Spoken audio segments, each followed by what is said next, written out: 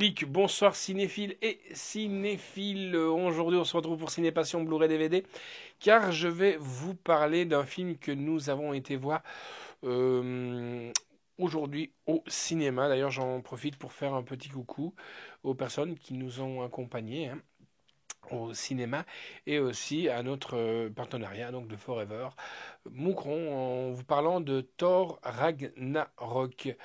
Alors, que dire sur ce énième Marvel?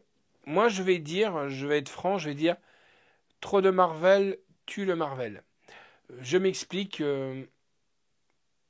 je suis pas sorti tout à fait satisfait de ce nouveau Marvel, donc qui s'appelle tout simplement Thor Ragnarok. Ils ont voulu pour moi mettre trop d'humour sur ce film. La BO, elle ne colle pas non plus sur le film. On a plus l'impression de voir une BO film années 80 dans les samplers, les sons, que déjà une BO qui pourrait plus aller sur du musique viking, folk. Pourquoi? Parce que Thor Ragnarok, on parle plus de Odin, le Valhalla et tout ça. Donc, voilà. On retrouve bien entendu Hulk, Thor, Loki, Odin, Anthony Hopkins qui est super dedans, rien à dire. Jeff Goldblum, petite apparition, au compteur chrono, allez, on va dire 10 minutes, maximum 10 minutes, sur un film qui en fait 2h11. Je trouvais déjà le temps très long sur ce film, très très long. Euh, Aussi, un peu les apparitions de Stan Lee tout le temps dans tous les Marvel. Les gens, ils sont plus là pour regarder toujours quand est-ce qu'on va voir un Stan Lee quelque part. Là, il fait le rôle du coiffeur.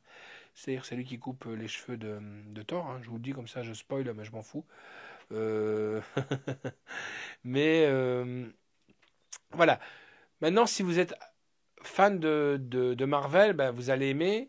Moi, j'ai parlé avec des gens à la sortie qui m'ont dit, bah, moi, j'ai bien aimé. C'est dans la même continuité que le Thor, le premier. Pour moi, non. Pour moi, non. Mais bon, maintenant, comme on dit, les goûts et les couleurs, cela ne se discute pas. Je vois l'excuse.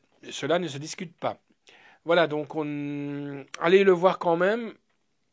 Euh, pour moi, il y a trop de scènes de combat qu'on aurait peut-être pu diminuer et voir un peu plus peut-être de psychologie de certains protagonismes.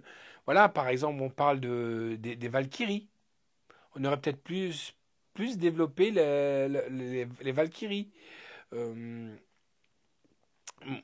Doctor Strange qui apparaît dans ça, je vous spoil pas parce que si vous avez vu Doctor Strange, à la fin, on enchaîne justement sur l'image de Thor.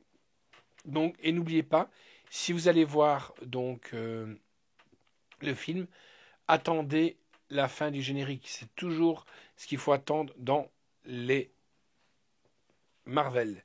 Allez les amis, à bientôt et ciao.